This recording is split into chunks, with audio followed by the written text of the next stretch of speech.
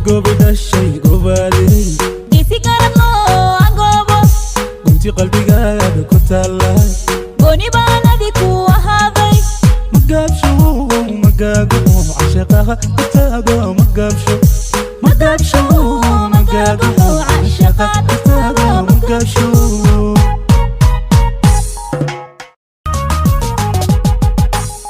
gobi dhashay gobaadey geesi garabno aan goobo gunti qalbigaaga ku taalla gooni baan adiku ahaaday magaabsho magaago cashaqaha ku taago magaabsho magaago cashaqaha ku taago magaabsho